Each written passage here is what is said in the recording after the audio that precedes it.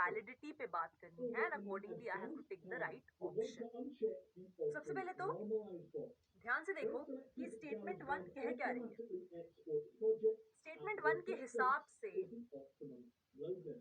R is logically equivalent to either Q और P, मतलब disjunction of P and Q। ये statement 1 का कहना है, ठीक है। और स्टेटमेंट 2 का क्या कहना है कि R is logically equivalent to negation of P if and only if negation। चलो ठीक है, देखते हैं ये बात सच है या नहीं। स्टेटमेंट 1 सही है या स्टेटमेंट 2 सही है, या दोनों सही है या दोनों गलत है। Let's just find out basically. तो सबसे पहले तो R जो सवाल में दिया है उस पर थोड़ा सा काम करते हैं। X इज इरैशनल, P है, तो X इज रैशनल क्या हो जाएगा, negation P obviously. If and only if मतलब कि double implication. Y is transcendental मतलब कि Q। तो मुझे सवाल के हिसाब से R क्या मिल रहा है कि भाई एक्चुअली में, असल में R क्या है, it is negation P if and only if Q, है ना, राइट। अब स्टेटमेंट 1 पे आओ, वो कह रहा है R is equivalent to P disjunction Q। एक सेकेंड, इससे पहले कि आप ये सोचो कि यार यहाँ पे कुछ और लिखा है, यहाँ पे कुछ और लिखा है, मतलब कि स्टेटमेंट 1 तो गलत बात कह रहा है। इससे पहले आप इस ड्रास्टिक कंक्लूजन पे पहुंच जाओ, प्लीज मेक श्योर कि कहीं ऐसा ना हो कि ये फर्स्ट और ये सेकंड, ये दोनों स्टेटमेंट्स एक्चुअली में लॉजिकली इक्विवेलेंट हो। क्योंकि अगर P डिसजंक्शन Q इस negation P double implication Q के इक्विवेलेंट हो गई ना, तो स्टेटमेंट 1 तो सही बात कहेगा, है ना। Statement 1 will come out to be a valid statement. So let's find out whether the first and the second statements are logically equivalent or not. उसके लिए मैं ट्रूथ टेबल की मदद लूंगी। सबसे पहले मैंने फर्स्ट 2 कॉलम्स अपने ऑब्वियसली भर दिए। पहला केस है मेरा P ट्रू Q ट्रू, दूसरा केस है P ट्रू Q फॉल्स, तीसरा केस है P फॉल्स Q ट्रू, चौथा केस है P and Q both are simultaneously false। अब सबसे पहले सेकेंड स्टेटमेंट पे बात करते हैं, ठीक है। Disjunction of two statements is false only when both its component statements are individually false।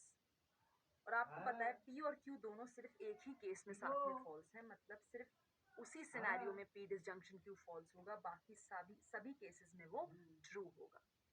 तो सेकेंड स्टेटमेंट की ट्रूथ वैल्यूज तो मुझे मिल चुकी हैं। अब हम फर्स्ट स्टेटमेंट की ट्रूथ वैल्यू की बात करते हैं, ठीक है। What is it, negation P if and only if Q। उसके लिए मुझे नेगेशन P चाहिए, तो P ट्रू मतलब negation P false, P true negation P false, P false negation P true, again P false negation P true. अब देखो हमें क्या चाहिए, negation P if and only if Q। Second और third column का double implication, okay. Double implication दो statements का true सिर्फ तब होता है जब वो दोनों स्टेटमेंट्स की इंडिविजुअली सेम ट्रूथ वैल्यू हो। अब देखो, तो यहाँ पे भी ट्रू, यहाँ पे भी ट्रू, मतलब उनका डबल इंप्लीकेशन ट्रू। यहाँ पे फॉल्स मतलब डबल इंप्लीकेशन ट्रू।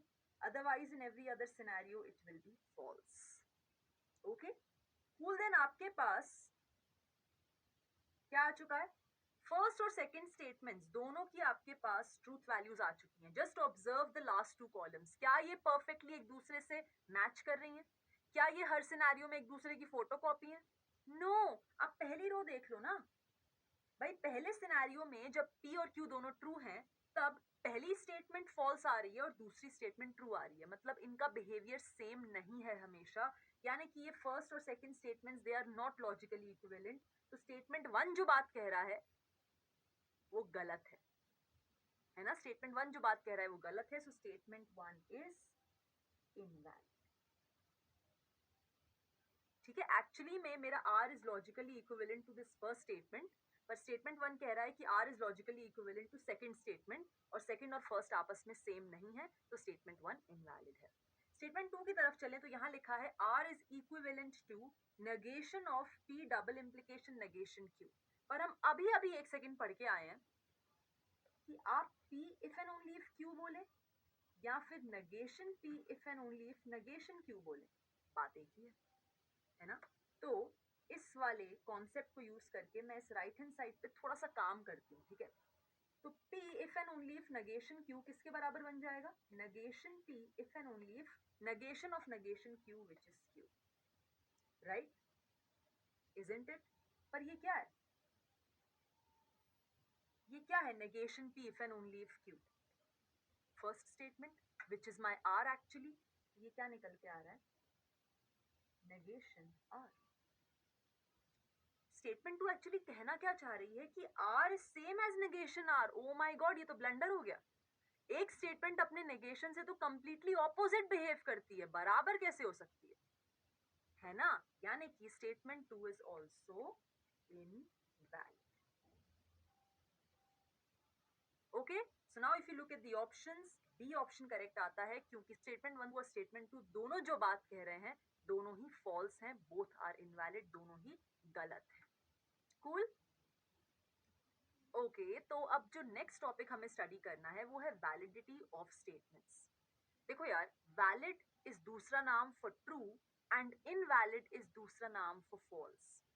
तो अगर आपके पास एक स्टेटमेंट ट्रू निकल के आता है तो आप उसको वैलिड डिक्लेयर कर देते हो, और अगर स्टेटमेंट फॉल्स निकल के आता है तो आप उसको इनवैलिड डिक्लेयर कर देते हो.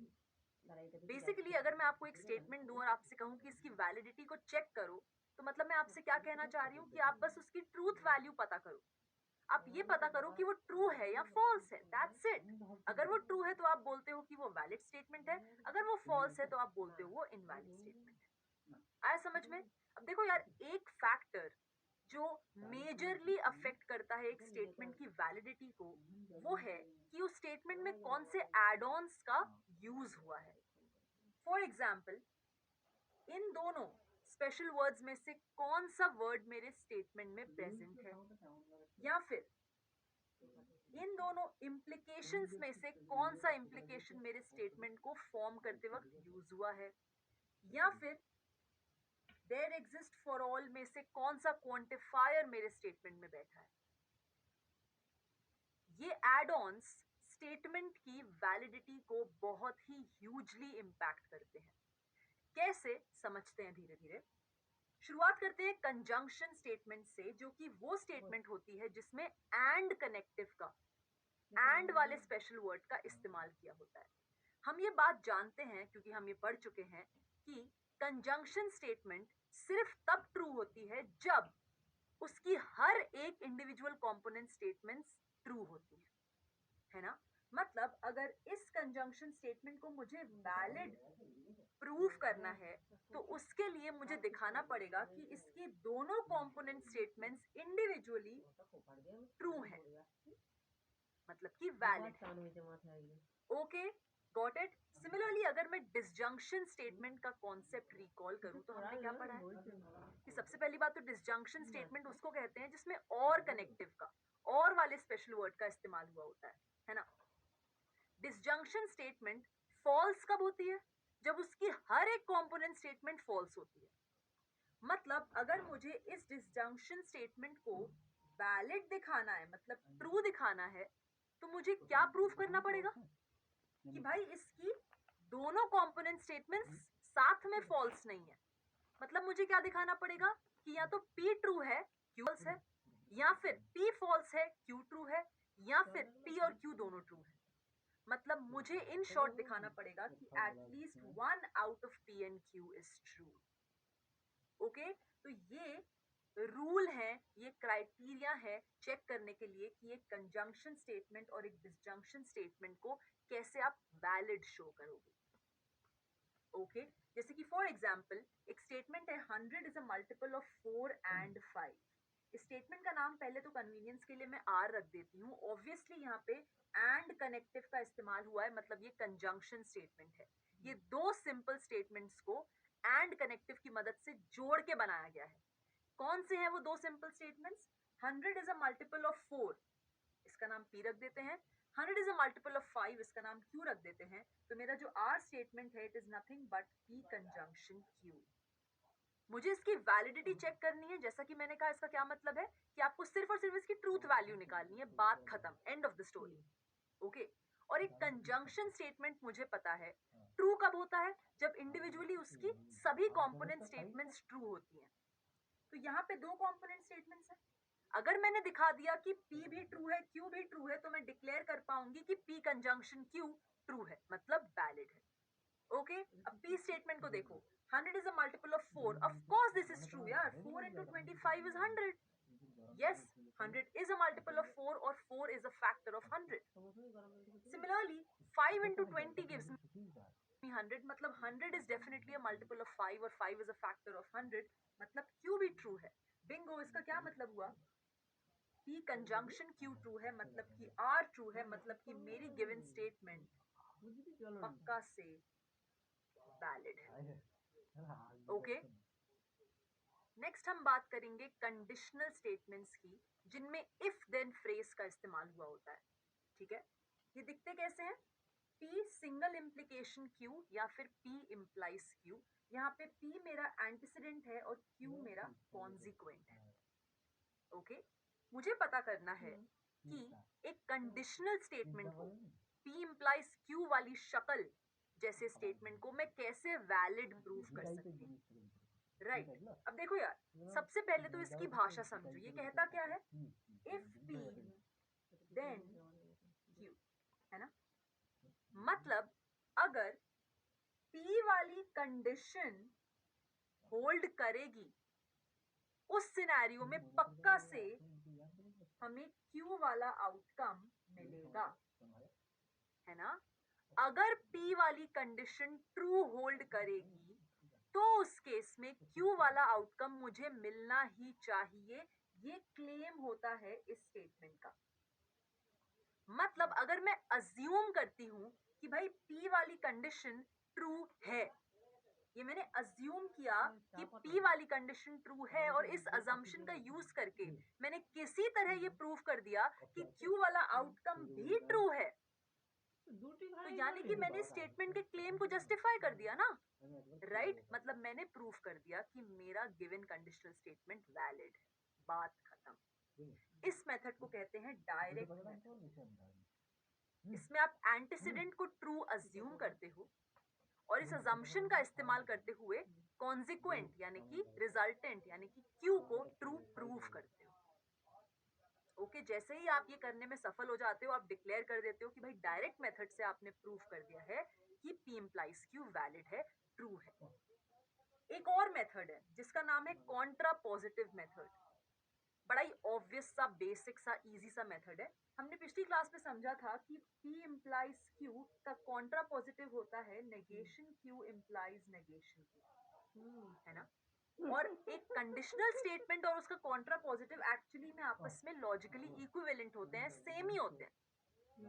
ओके, जैसे ही मुझे ये जानकारी मिल जाती है, मैं समझ जाती हूँ कि पहले स्टेटमेंट को वैलिड प्रूव करना इज सेम एज दूसरे स्टेटमेंट को वैलिड प्रूव करना, है ना? तो कॉन्ट्रा पॉजिटिव मेथड में हम एक कंडीशनल स्टेटमेंट के कॉन्ट्रा पॉजिटिव को वैलिड प्रूव करते हैं। और हमने अभी सीखा एंटीसीडेंट इम्प्लाइज कॉन्सिक्वेंट को कैसे वैलिड प्रूव करेंगे।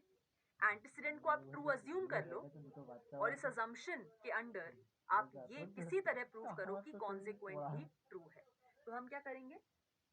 नेगेशन Q को अज्यूम करेंगे कि ट्रू है और इसकी मदद से प्रूव करेंगे कि नेगेशन P ट्रू है, क्योंकि यहाँ पे एंटीसीडेंट की जगह नेगेशन Q बैठा है और कॉन्सिक्वेंट यानी कि रिजल्टेंट की जगह नेगेशन P बैठा है। ओके, जैसे ही हम ऐसा कर देते हैं, हमें क्या मिल जाता है कि सेकंड स्टेटमेंट वैलिड है, but second statement is equivalent to first statement, तो हम डिक्लेयर कर देते हैं कि फर्स्ट स्टेटमेंट वैलिड है। ओके, लास्टली हमारे पास एक और मेथड है जिसको हम कॉन्ट्राडिक्शन मेथड कहते हैं।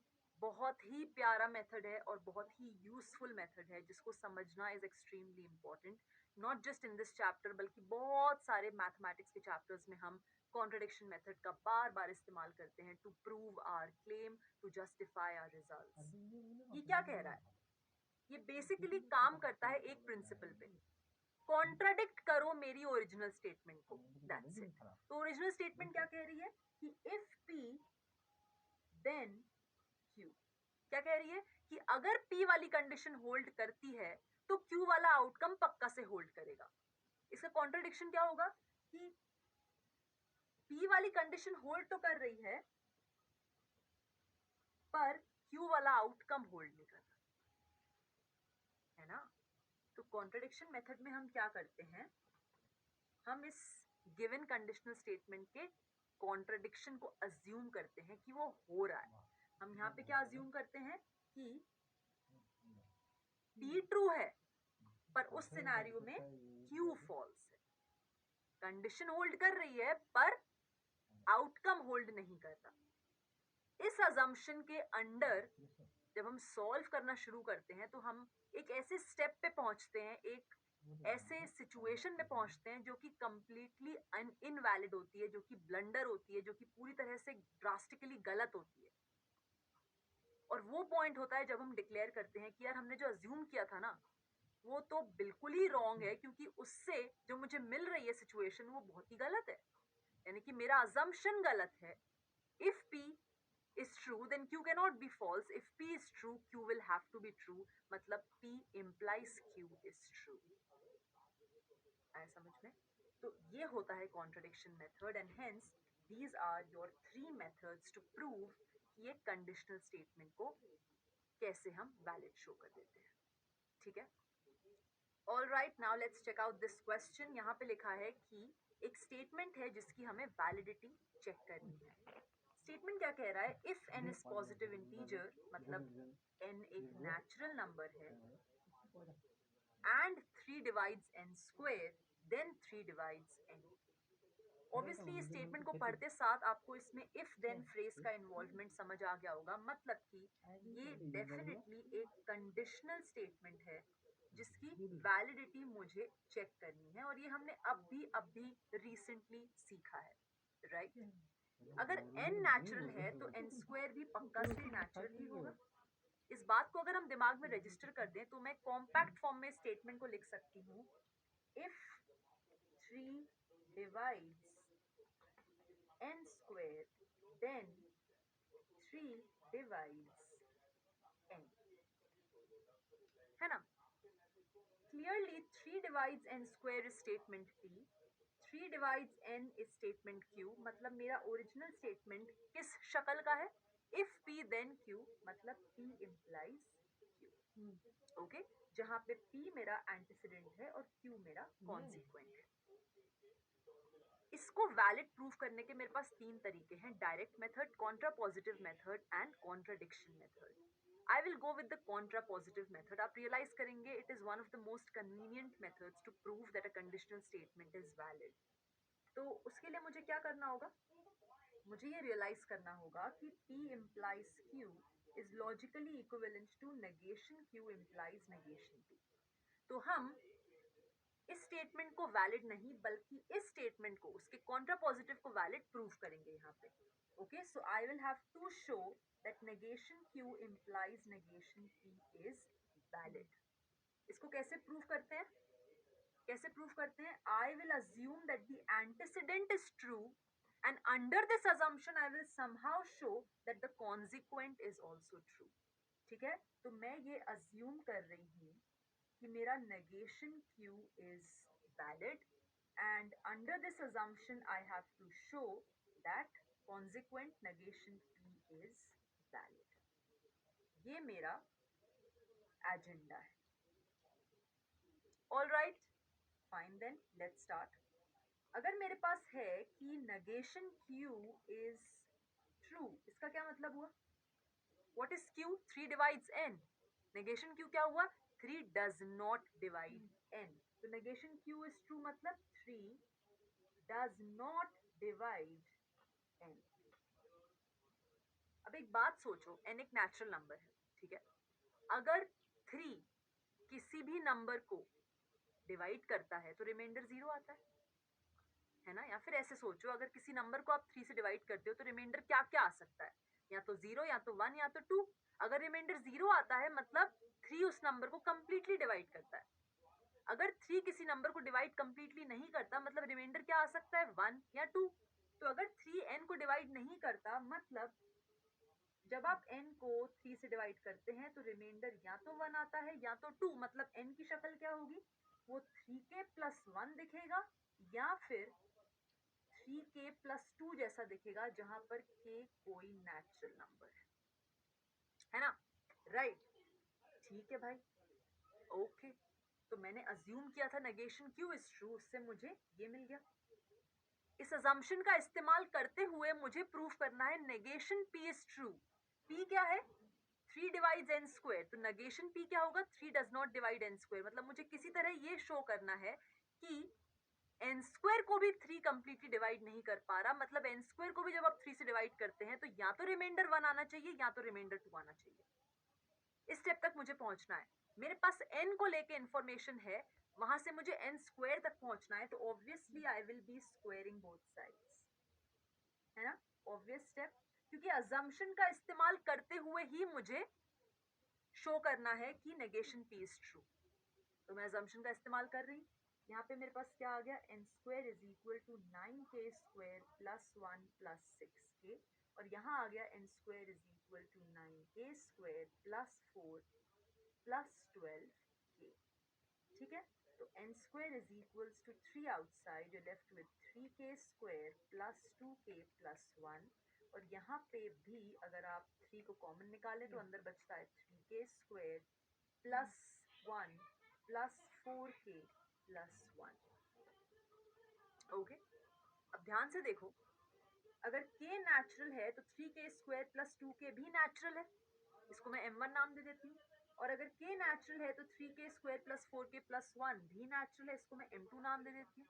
तो मुझे क्या मिल रहा है कि n स्क्वायर या तो 3m1 प्लस 1 जैसा दिख रहा है, या फिर n स्क्वायर 3m2 प्लस 1 जैसा दिख रहा है, जहाँ पे m1 m2 नेचुरल नंबर्स हैं। जिसका क्लियर मतलब है कि जब आप n स्क्वायर को 3 से डिवाइड कर रहे हैं तो रिमाइंडर 1 आ रहा है, जिसका क्या मतलब है कि 3 does not divide n square, जिसका मतलब है कि negation P is valid. Okay, hence proved. Isn't it? मैंने शुरुआत की अपने गिवन पार्ट से, जो मेरा अजम्पशन था कि नेगेशन Q इज ट्रू, और इस अजम्पशन का इस्तेमाल करते हुए मैंने प्रूफ कर दिया, मैंने शो कर दिया कि negation P is true. Hence what have I proved? I have proved that negation Q implies negation P is valid, but this is the contrapositive of P implies Q, and contrapositive और उसका conditional statement आपस में equivalent होते हैं। तो इससे मुझे क्या समझ आता है कि P implies Q is valid. Hence proved. Show करना था मुझे। तो इस तरह हम कॉन्ट्रापोजिटिव मेथड को अप्लाई करके शो करते हैं कि ये कंडीशनल स्टेटमेंट कैसे वैलिड है।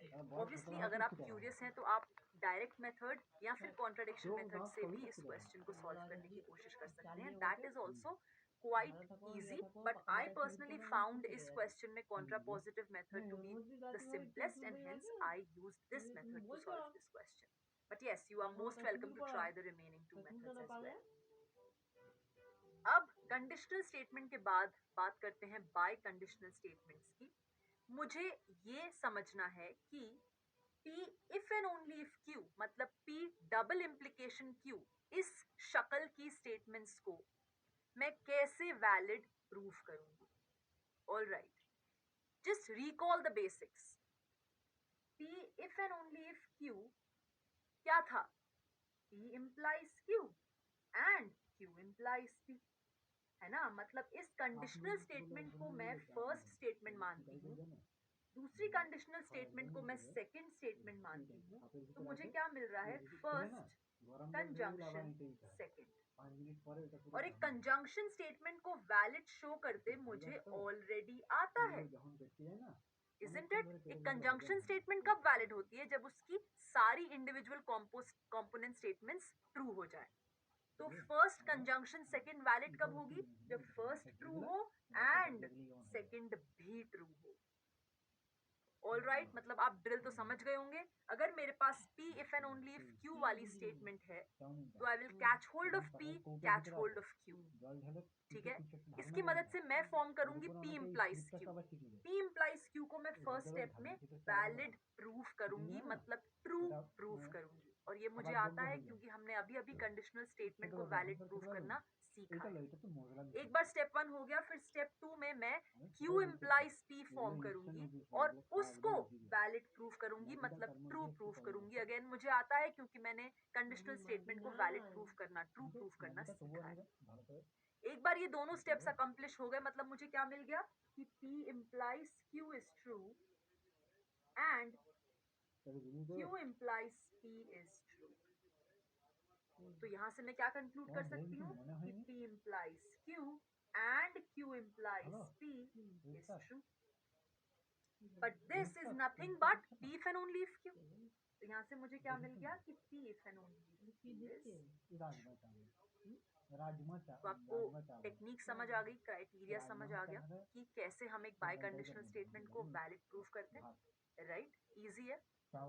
ओके, हमने बहुत ज्यादा बात कर ली वैलिड प्रूफ करने की, है ना? मैंने आपके साथ कितने सारे तरीके शेयर कर दिए कि आप कैसे एक गिवन स्टेटमेंट की शक्ल को एनालाइज करके उसको वैलिड प्रूफ कर सकते हो। But what if I have a statement जिसको मुझे इनवैलिड प्रूफ करना है? I want to proof somehow कि वो इनवैलिड है, वो गलत है, वो फॉल्स है। उसके लिए हम यूज करते हैं एक बहुत ही फेमस, बहुत ही पॉपुलर काउंटर एग्जाम्पल अप्रोच। ये कैसे काम करती है understand, because this is extremely important.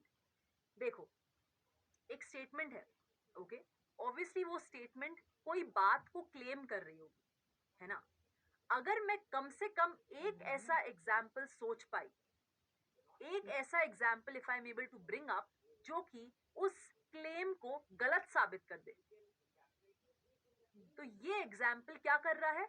मेरे स्टेटमेंट को काउंटर कर रहा है, मतलब अपोज कर रहा है, डिनाई कर रहा है, नेगेट कर रहा है। ओके, मतलब ये एग्जाम्पल एक काउंटर एग्जाम्पल की तरह काम कर रहा है, जिसकी वजह से मेरे सेंटेंस का क्लेम गलत प्रूव हो रहा है, and hence I will be in a position to declare कि मेरा स्टेटमेंट ही गलत है, फॉल्स है, इनवैलिड है। Got it? जैसे कि मैं एक एग्जाम्पल देती हूँ, if n is odd then n is prime। ठीक है, तो ये स्टेटमेंट क्या क्लेम कर रहा है कि जब भी नेचुरल नंबर n ऑड होगा तब तब हमेशा n प्राइम होगा। अगर मैं एक भी ऐसा नेचुरल नंबर सोच पाई जो इस क्लेम को फॉल्सिफाई कर दे, मतलब गलत साबित कर दे, तो मेरा ये स्टेटमेंट इनवैलिड हो जाएगा। ठीक है, और वो क्या है? 9 फॉर एग्जाम्पल। 9 ऑड है, हाँ बिल्कुल, yes, but it is not prime. Okay, तो 9 है मेरा वो काउंटर एग्जाम्पल जो मेरे इस ओरिजिनल गिवन स्टेटमेंट के क्लेम को काउंटर करता है, अपोज कर रहा है, नेगेट कर रहा है, गलत साबित कर रहा है, डिनाई कर रहा है, एंड हेंस मेरा स्टेटमेंट गलत हो गया। It is invalid, it is proved invalid. Obviously आप बोलेंगे कि मैम 9 है, ठीक है, पर 25 भी तो है, 27 भी तो है, एंड सो ऑन। बहुत सारे मेरे पास ऐसे ऑड नेचुरल नंबर्स हैं जो प्राइम नहीं है, पर ये अप्रोच कहती है कि यार कोई एक ढूंढ लो बस। अगर एक भी ढूंढ लिया ना आपने काउंटर एग्जाम्पल, तो वो इनफ है, वो सफिशिएंट है, वो काफी है आपके लिए ये डिक्लेयर करने के लिए कि आपका गिवन स्टेटमेंट जो क्लेम कर रहा है वो गलत क्लेम है, एंड हेंस आपका स्टेटमेंट इनवैलिड है। Okay, always remember, counter example approach में एक काउंटर एग्जाम्पल ढूंढना इज सफिशिएंट। Got it? आगे बढ़ते हैं, बात करते हैं दो बहुत ही फैंसी टर्म्स की जिनका नाम है टोटोलॉजी एंड फैलेसी। ठीक है, बड़ी इंटरेस्टिंग डेफिनेशंस हैं इनकी। देखो, एक कंपाउंड स्टेटमेंट कुछ कंपोनेंट स्टेटमेंट्स या सब स्टेटमेंट से बना होता है, राइट? और हम ये सीख के आए हैं कि एक कंपाउंड स्टेटमेंट की ट्रूथ वैल्यू उसके कंपोनेंट स्टेटमेंट्स की ट्रूथ वैल्यूज पे डिपेंड करती है ना? अब इमेजिन करो, जस्ट विजुअलाइज कि एक कंपाउंड स्टेटमेंट है जिसको कोई फर्क नहीं पड़ रहा कि उसकी कंपोनेंट स्टेटमेंट्स की क्या ट्रूथ वैल्यूज हैं, पर वो हमेशा ही ट्रू है। तो ऐसा कंपाउंड स्टेटमेंट कहलाता है टोटोलॉजी। यस, एक कंपाउंड स्टेटमेंट जो कि हमेशा हर सर्कमस्टांस के अंडर, हर सिचुएशन में, हर सिनेरियो में ट्रू है, उसको कोई फर्क नहीं पड़ रहा कि उसकी कंपोनेंट स्टेटमेंट्स कैसे बिहेव कर रही हैं, वो ट्रू हैं, फॉल्स हैं, क्या हैं, तो ऐसे स्टेटमेंट को हम टोटोलॉजी कहते हैं। ठीक है। सिमिलरली अगर एक ऐसा कंपाउंड स्टेटमेंट है जिसको कोई फर्क नहीं पड़ रहा कि उसकी कंपोनेंट स्टेटमेंट्स की क्या ट्रूथ वैल्यूज है, पर वो खुद हमेशा फॉल्स है थ्रू आउट, तो हम उसको फैलेसी कहते हैं। ठीक है। मतलब एक ऐसा स्टेटमेंट जो हमेशा ही फॉल्स है, हर सिचुएशन में, हर सिनेरियो में, हर सर्कमस्टांस में, उसको कोई भी फर्क नहीं पड़ रहा कि उसकी कंपोनेंट स्टेटमेंट्स ट्रू है, फॉल्स है, क्या है, तो उसको हम फैलेसी कहते हैं। Easy definitions, right? ओके, अब देखो, सपोज पी स्टेटमेंट एक टोटोलॉजी है। ओके, मतलब जब मैं ट्रूथ टेबल में पी का कॉलम देखूंगी तो वो T T T T T यही लिखा होगा उसमें। भाई थ्रू आउट ट्रू है ना, तो ट्रू ट्रू ट्रू ट्रू लिखा होगा। नेगेशन पी की बात की जाए तो इसके कॉलम में क्या लिखा होगा? F F F F F, right? मतलब अगर पी टोटोलॉजी आ रही है तो नेगेशन पी पक्का से फैलेसी होगी। सिमिलरली अगर पी एक फैलेसी है तो ट्रूथ टेबल में पी के कॉलम में आपको कौन सी ट्रूथ वैल्यू दिखेगी throughout? False false false false false. तो नेगेशन पी का कॉलम कौन सी ट्रूथ वैल्यू से भरा होगा? True true true true true. मतलब पी अगर फैलेसी है तो नेगेशन पी को क्या होना पड़ेगा? टोटोलॉजी। ओके, तो याद रखना, negation of a tautology is a fallacy and negation of a fallacy is a tautology. easy peasy. अब ये मेरे पास एक सवाल है, मैं चाह रही हूँ कि इस स्टेटमेंट को किसी तरह हम टोटोलॉजी प्रूव कर दें। ठीक है, ऑब्वियसली ये कंपाउंड स्टेटमेंट है, मुझे शो करना है कि no matter what the situation is, ये तो हमेशा ही ट्रू है, इसकी ट्रूथ वैल्यू अफेक्ट नहीं हो रही है इसके कंपोनेंट स्टेटमेंट्स की ट्रूथ वैल्यू से, ये थ्रू आउट सच है, थ्रू आउट वैलिड है, थ्रू आउट ट्रू है। तो इस क्वेश्चन को सॉल्व करने के मेरे पास तीन तरीके हैं। सबसे पहला बहुत कन्वेंशनल मेथड है, वो आप खुद ट्राई कर सकते हैं, वो है ट्रूथ टेबल मेथड। ओके, तो ट्रूथ टेबल मेथड क्या कहता है कि आप सबसे पहले तो सारी की सारी कंपोनेंट स्टेटमेंट्स कैप्चर करो जो इस फाइनल कंपाउंड स्टेटमेंट को बनाती हैं। क्या क्या है देखो, ध्यान से देखना, आपके पास पी है, क्यू है, फिर पी वेज क्यू है, उसके बाद P implies P wedge Q, right? तो आपके पास ट्रूथ टेबल में ये चार कॉलम आएंगे। आप इन चारों कॉलम्स को इज्जत से, तसल्ली से फिल करो। ठीक है। अगर आपको ये जो फाइनल स्टेटमेंट है इसके लास्ट कॉलम में through out T T T T मिलता है, तो आप डिक्लेयर कर देंगे कि ये स्टेटमेंट एक टोटोलॉजी है। बड़ा इजी मेथड है, you can try that by yourself. इसी को मैं कहती हूँ truth table method, the most conventional, the most traditional method. ठीक है। दूसरा मेथड है कॉन्ट्राडिक्शन मेथड। ये क्या कहता है? देखो, आपके पास गिवन स्टेटमेंट क्या है? P implies P wedge Q, है ना? आपको क्या शो करना है? You have to show that this is always true, that this is a tautology. आपकी गिवन स्टेटमेंट हमेशा ट्रू है, ये आपको शो करना है। तो आप ऑन द कॉन्ट्ररी अज्यूम करते हो कि लेट्स से ये ट्रू नहीं है बल्कि ये फॉल्स है। मतलब आपने क्या अज्यूम किया है कि P implies P wedge Q is false। ये एक इफ देन इम्प्लीकेशन है, राइट? कंडीशनल स्टेटमेंट है जिसमें ये मेरा एंटीसीडेंट है और ये मेरा कॉन्सिक्वेंट है। एंटीसीडेंट इंप्लाइज कॉन्सिक्वेंट फॉल्स सिर्फ तब होता है जब एंटीसीडेंट ट्रू हो एंड कॉन्सिक्वेंट फॉल्स हो। तो ये फॉल्स है, इसका मतलब क्या हुआ कि antecedent is true and consequent is false, है ना? ओके। अब डिसजंक्शन कब फॉल्स होता है? जब उसकी सभी इंडिविजुअल कंपोनेंट स्टेटमेंट्स फॉल्स हो। तो P wedge Q is false, इसका क्या मतलब हुआ कि P is false and Q is false. अब पूरी सिचुएशन देखो क्या आ रही है। P ट्रू है एंड P फॉल्स है एंड Q फॉल्स है। ये कैसी बात हुई भाई? P एक स्टेटमेंट है ना, तो उसकी एक ट्रूथ वैल्यू होगी ना, वो ट्रू भी और वो फॉल्स भी कैसे हो सकता है? मतलब this is a blunder situation, ये एक बहुत गलत सिनेरियो एग्जिस्ट हो गया है, क्योंकि ये एग्जिस्ट हो ही नहीं सकता। Okay, this is something which is invalid, जो आपके पास ऑब्टेन हो गया है। और ये क्यों हुआ है? क्योंकि आपने ये अज्यूम किया था कि आपका गिवन स्टेटमेंट फॉल्स है, यानी कि आपने जो अज्यूम किया था, जो सपोज किया था, वो गलत था। आपका गिवन स्टेटमेंट फॉल्स नहीं है, बल्कि वो ट्रू है। हेंस वी विल डिक्लेयर कि मेरा गिवन स्टेटमेंट एक टोटोलॉजी है। तो हम कॉन्ट्राडिक्शन मेथड से हमने बेसिकली कैसे स्टार्ट किया कि हमने कॉन्ट्राडिक्ट किया इस बात को कि मेरी गिवन स्टेटमेंट ट्रू है, और हमने माना कि वो फॉल्स है। पर जैसे ही हमने फॉल्स माना, इस सिनेरियो में हमें एक बहुत ही इनवैलिड सी सिचुएशन मिली, जिससे हमें ये समझ आया कि हमने जो माना था वो गलत था। ऐसा नहीं हो सकता कि मेरी गिवन स्टेटमेंट फॉल्स हो, उसको हमेशा ट्रू ही होना पड़ेगा, मतलब वो tautology. Okay, so this was the second method. The third method is very very simple, which is set theory method, जिसमें आपको बस एक छोटी सी चीज दिमाग में रखनी है कि यूनिवर्सल सेट का मतलब होता है टोटोलॉजी और एम्प्टी सेट का मतलब होता है फैलेसी।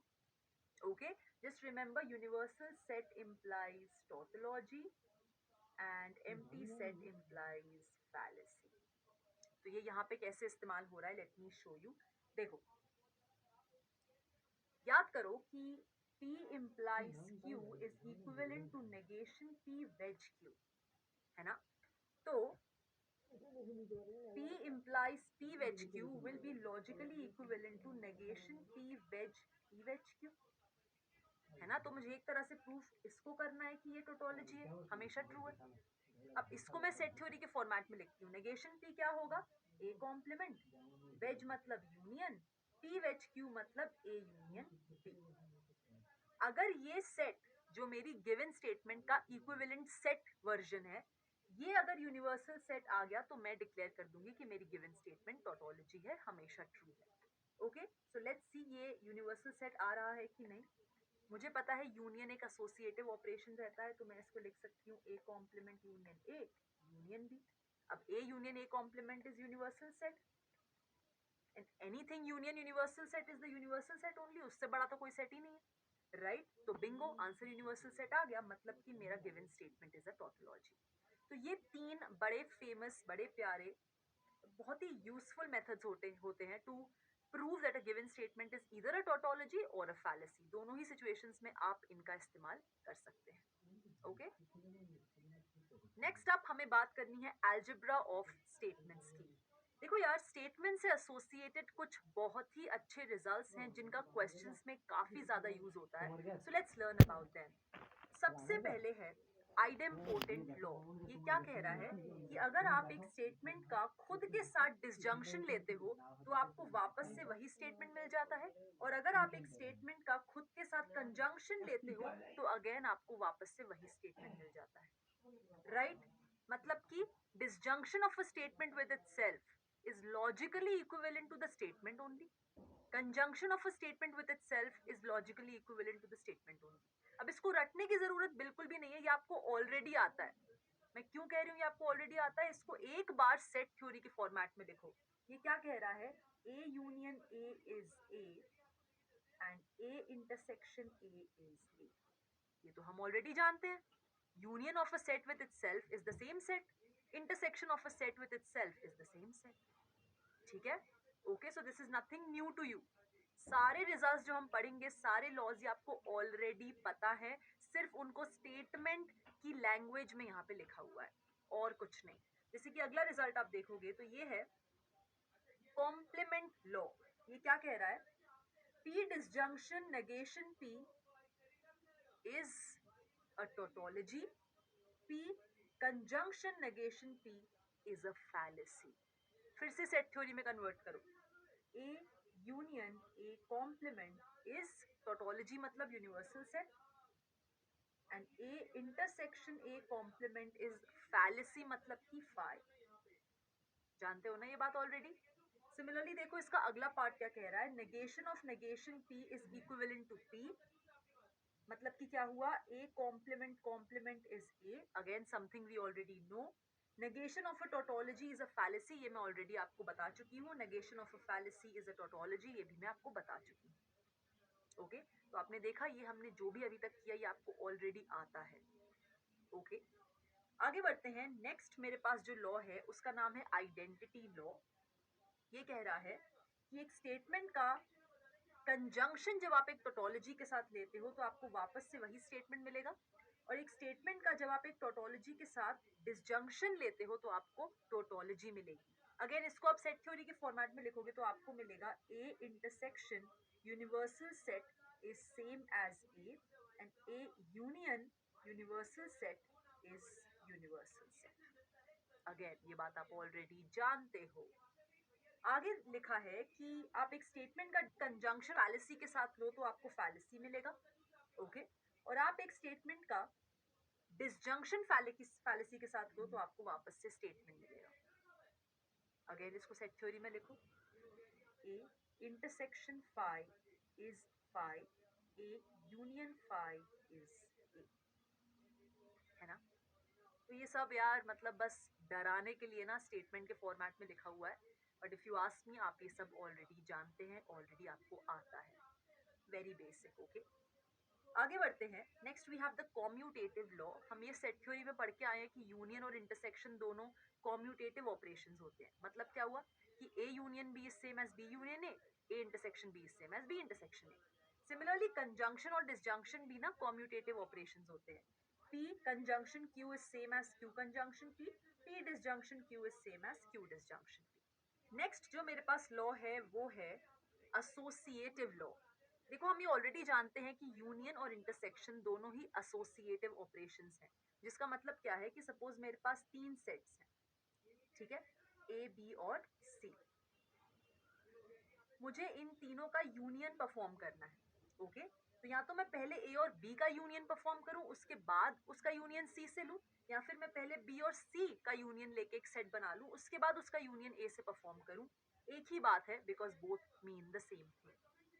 ओके, सिमिलरली स्टेटमेंट्स में अगर मेरे पास तीन स्टेटमेंट्स हैं पी क्यू आर और मुझे इन तीनों का कंजंक्शन परफॉर्म करना है, तो या तो मैं पहले पी और क्यू का कंजंक्शन परफॉर्म करूं और फिर आर के साथ उसका कंजंक्शन लूं, या फिर मैं पहले क्यू और आर का कंजंक्शन परफॉर्म करके एक स्टेटमेंट बना लूं और उसका कंजंक्शन फिर मैं पी के साथ लूं।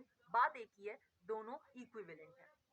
सिमिलरली अगर मेरे पास पी क्यू और आर तीन स्टेटमेंट्स हैं, मुझे इनका डिसजंक्शन परफॉर्म करना है, तो या तो मैं पहले पी और क्यू का डिसजंक्शन परफॉर्म करूं फिर उसका डिसजंक्शन आर के साथ लूं, या तो मैं पहले क्यू और आर का डिसजंक्शन परफॉर्म करूं फिर उसका डिसजंक्शन पी के साथ लूं। अगेन बात एक ही है, दोनों एलएचएस आरएचएस इक्विवेलेंट है। Okay, moving ahead, the next law that we have very important is the distributive law. Distributive law हमारे set theory में क्या कहता था कि A, let me write it here, A union B intersection C is A union B intersection A union C, और दूसरा law था A intersection B union C is A intersection B union A intersection C। Basically ये कहना क्या चाह रहा है कि यूनियन के पास परमिशन है to distribute over intersection and intersection के पास परमिशन है to distribute over union. Exactly same thing happens in the case of statements also. Conjunction के पास परमिशन है to distribute over disjunction and disjunction के पास परमिशन है to distribute over conjunction. That's it. Okay, coming to the next law which is something that you already know, De Morgan's law। इसका statement version क्या कह रहा है, negation of P wedge Q is negation P and negation Q, जिसको मैं easier तरीके से set theory के फॉर्मेट में याद रख सकती हूँ कि भाई A union B whole complement is nothing but A complement intersection B complement. और इसका नेक्स्ट वाला पॉइंट कह रहा है negation of P and Q is negation P wedge negation Q, जिसको अगेन सेट थ्योरी में याद रखना काफी आसान है कि A इंटरसेक्शन B का complement is A complement union B complement. Okay, Lastly, what I have for you is something that you already know. मैंने बस इनका नाम रख दिया है, कंडीशन लॉस। हम ये ऑलरेडी पढ़ चुके हैं, इनको प्रूव भी कर चुके हैं। यहाँ लिखा है P implies Q is same as negation P wedge Q, और इसी कारण से P डबल इम्प्लीकेशन Q जो कि होता है P implies Q and Q implies P, ये किसके बराबर हो जाएगा? negation P wedge Q conjunction negation Q wedge P.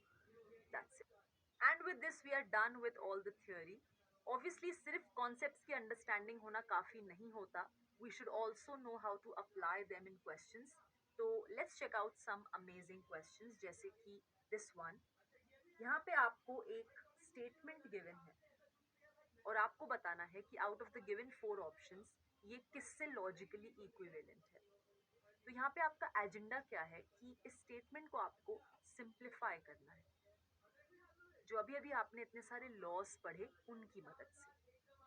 ठीक है, मैक्सिमम जब आप इसको सिंप्लीफाई कर लोगे तब उसका लुक इन चारों ऑप्शंस में से किससे मैच करेगा वो आपका करेक्ट ऑप्शन हो जाएगा. पर मैंने आपसे कहा था कि जो सारे लॉज हमने अभी स्टेटमेंट्स के लिए पढ़े वो सभी के सभी लॉज सेट थ्योरी के वर्ल्ड में एग्जिस्ट करते हैं. एंड एनी डे सेट्स के साथ डील करना is easier as compare to statements के साथ डील करना. तो हम क्या करेंगे, ये जो स्टेटमेंट हमें गिवन है हम इसकी इक्विवेलेंट स्टेटमेंट सेट फॉर्मेट में लिखेंगे, फिर सेट थ्योरी के सारे लॉज अप्लाई करके उसको सिंप्लीफाई करेंगे.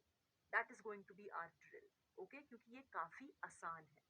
तो मुझे क्या स्टेटमेंट गिवन है? P implies negation of P conjunction negation Q. किसी भी स्टेटमेंट को अगर आप सेट फॉर्मेट में कन्वर्ट करना चाहते हैं तो हमेशा याद रखना उसमें से इम्प्लीकेशन साइन को गायब करना जरूरी है फर्स्ट स्टेप में. ओके, तो first of all I am interested to get rid of this implication sign, जिसके लिए मैं एक रूल याद करूंगी जो हमने सीखा है कि antecedent implies consequent is same as negation of antecedent wedge consequent, है ना. तो यहाँ पे मेरा एंटीसीडेंट है P और कॉन्सिक्वेंट है ये. Okay, so antecedent implies consequent will be logically equivalent to negation of antecedent wedge consequent. ठीक है, अब जो मेरे पास स्टेटमेंट आई है उसमें कोई भी इम्प्लीकेशन साइन नहीं है तो बढ़िया है. अब हम इसको सेट फॉर्मेट में कन्वर्ट कर सकते हैं. ये क्या हो गया? ए कॉम्प्लीमेंट, ये हो गया यूनियन, ये क्या हो गया? ए इंटरसेक्शन बी कॉम्प्लीमेंट का कॉम्प्लीमेंट, है ना. Let's open this up. ये क्या बन गया? ए कॉम्प्लीमेंट यूनियन, यहाँ पे डी मॉर्गन्स लॉ लगेगा. A complement union B complement complement, पर B complement complement is same as B, तो ये क्या आ गया? A complement union A complement union B. अब A complement union A complement is A complement only. तो बचता क्या है? A complement union B. But A complement is nothing but negation P. Union मतलब wedge, B मतलब Q. All right. कितना simple था यार. मतलब हमने इस कॉम्प्लिकेटेड लुकिंग स्टेटमेंट से स्टार्ट किया और वो किसके लॉजिकली इक्विवेलेंट आ रही है? नेगेशन P wedge Q, जो कि बैठा है ऑप्शन सी में. That's it, you are done. Okay, तो जितना हो सके इस स्ट्रैटेजी को अप्लाई करके आप क्वेश्चन सॉल्व करने की कोशिश करें of mathematical reasoning. This is a very very simple way to reach to your answer correctly and quickly. अगला क्वेश्चन है ये. यहाँ पे लिखा है कि x if and only if negation y. तो यहाँ पे एक बाय कंडीशनल स्टेटमेंट आपको दी है और पूछा जा रहा है कि out of the given 4 options किससे मैच करता है इसका नेगेशन. ओके, जनरली हमें आदत क्या हो गई है ना, हमें आदत हो गई है P और Q में स्टेटमेंट्स को देखने की, पर यहाँ पे पहली बार स्टेटमेंट्स हमें X और Y के फॉर्मेट में दी हुई हैं. नो वरीज, नो वरीज, इतना रिजिड नहीं रहना है. Depending upon the question be flexible in understanding it and approaching it. तो मैं किस में इंटरेस्टेड हूँ? मैं एक बाय कंडीशनल स्टेटमेंट के नेगेशन में इंटरेस्टेड हूँ. हमने आज ही सीखा है कि अगर हमारे पास P if and only if Q ये बाय कंडीशनल स्टेटमेंट है तो उसका नेगेशन क्या निकल के आता है? उसका नेगेशन निकल के आता है P and negation Q, disjunction Q and negation. All right, तो ये आपको याद होना कंपल्सरी है because this question is demanding from you negation of a biconditional statement. Okay, जैसे ही आप बस इस कॉन्सेप्ट को रिकॉल कर लेते हो ये सवाल ऑलमोस्ट डन है. तो हमें क्या दिया हुआ है? x if and only if negation y. है ना, ये बाई कंडीशनल स्टेटमेंट दी है और मैं इंटरेस्टेड हूँ इसके नेगेशन में। तो यानी कि यहाँ पे P का काम कर रहा है X और Q का काम कर रहा है नेगेशन Y। ठीक है, तो यहाँ पे बस सब्स्टिट्यूट कर दो, तो ये किसके लॉजिकली इक्विवेलेंट आ जाएगा, P एंड नेगेशन Q, मतलब कि X and negation of negation Y, okay, wedge Q and negation P, मतलब negation Y and negation X। Okay, negation of negation Y क्या होता है, Y, है ना, A complement complement is A, तो ये बन गया मेरा सिर्फ और सिर्फ Y। मेरे पास आ क्या रहा है, x conjunction y disjunction negation y conjunction negation x, जो कि कहाँ बैठा है, ऑप्शन डी में। तो इस सवाल में कुछ भी नहीं था, सिर्फ और सिर्फ आपको रिकॉल करना था negation of a biconditional statement, और ये चुटकियों में हो जाने वाला सवाल है। And you can see it's a past year JEE Main question. Okay, आगे बढ़ते हैं, एक और past year JEE Main question. यहाँ पे फिर से आपको एक स्टेटमेंट दिया हुआ है और आपको बताना है out of the given 4 options which one is it logically equivalent to. तो फिर से सेम स्ट्रैटेजी अपनाएंगे। मेरे पास क्या गिवन है, P implies Q, conjunction Q implies negation P। मैं यहाँ पे स्टेटमेंट्स वाले लॉज का इस्तेमाल करके भी इसको सिंप्लीफाई कर सकती हूँ, पर मुझे पता है वो सेम लॉज सेट थ्योरी के वर्ल्ड से ही तो आए हैं, और सेट्स के साथ डील करना any days easier for me as compared to statements के साथ डील करना, right? So what I'm going to do is I'm going to convert this statement in the set format and then simplify it। ठीक है, तो शुरू करते हैं। मैंने आपको बताया था जब भी आप एक स्टेटमेंट को सेट के फॉर्मेट में कन्वर्ट करना चाहते हो तो सबसे पहला स्टेप है to get rid of the implication signs, जिसके लिए जो रूल आपको याद रखना चाहिए वो क्या है, antecedent implies consequent is logically equivalent to negation of antecedent wedge consequent. Okay, तो यहाँ पर क्या हो रहा है, ये एंटीसीडेंट है, ये कॉन्सिक्वेंट है, यहाँ पे ये एंटीसीडेंट है और ये कॉन्सिक्वेंट है। चलो फिर लिखते हैं, antecedent implies consequent will be equivalent to negation of antecedent wedge consequent, बीच में कंजंक्शन का साइन है और यहाँ पे आ गया negation of antecedent wedge consequent। ठीक है, अब इस स्टेटमेंट में आप देख सकते हो there is absolutely no implication sign, तो बस यही वो स्टेज है जब हम इसको सेट्स के फॉर्मेट में लिख देंगे। तो ये क्या बन जाएगा, A complement union B intersection B complement union A complement. तो यूनियन मुझे पता है कि कॉम्यूटेटिव ऑपरेशन है, तो मैं इसको लिख सकती हूँ A complement union B complement. तो ध्यान से देखो, यहाँ लिखा है ए कॉम्प्लीमेंट यूनियन बी, यहाँ लिखा है A complement union B complement और बीच में इंटरसेक्शन है, तो डिस्ट्रीब्यूटिव लॉ का इस्तेमाल करके मैं इसको लिख सकती हूँ A complement union B intersection B complement. आप चेक कर सकते हो, यहाँ से पीछे जाओगे तो आपको यही मिलेगा। Cool, A complement union B intersection B complement, एक सेट का अपने कॉम्प्लीमेंट के साथ कुछ भी कॉमन नहीं होता, that means the intersection is an empty set and any set union phi is that set itself. A complement क्या हुआ, negation P, negation P is sitting in option A, bingo you are done. समझ में आई कितना speedy process है ना, good. Now moving ahead, यहाँ पे लिखा है कि this particular given statement is logically equivalent to P, इसको प्रूव करो। तो फिर से सेम ड्रिल अपनाएंगे यार।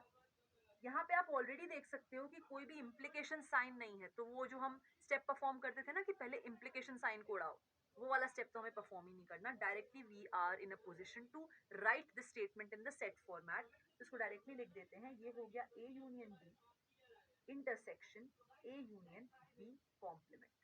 ठीक है, फिर से यहाँ पे मैं डिस्ट्रीब्यूटिव लॉ लगा दूंगी, ये आ जाएगा A union B intersection B complement. ठीक है, B intersection B complement is phi, A union phi is A was nothing but P, bingo, हो गया, done, done and dusted, okay। और इसी के साथ we are through with the chapter mathematical reasoning. I am sure आपने realize किया होगा कि थ्रू आउट द चैप्टर हमने जितने भी कॉन्सेप्ट्स पढ़े they were very simple to understand and absorb, and also at the same time आपने ये भी ऑब्जर्व किया होगा कि खूब सारे क्वेश्चंस हमने इस चैप्टर में किए जो कि पास्ट ईयर जेई मेन के थे। तो एक बात तो पक्का है कि इस चैप्टर से कम एक सवाल आप शॉर्ट एक्सपेक्ट कर सकते हैं अपने जेई मेन के पेपर में। इनफैक्ट एडिशनली वो काफी सिंपल और इजीली डुएबल होगा। इसीलिए वो एटलीस्ट 4 नंबर आपकी पॉकेट में स्ट्रेट अवे जाने चाहिए। यस, इसका मतलब इस चैप्टर को अपनी अल्टीमेट स्ट्रेंथ बनाना आपके लिए कंपल्सरी है। All right. On this note, it's me, Bhumika, signing off. I'll meet you super soon again. Till then, take care and keep learning. Thank you.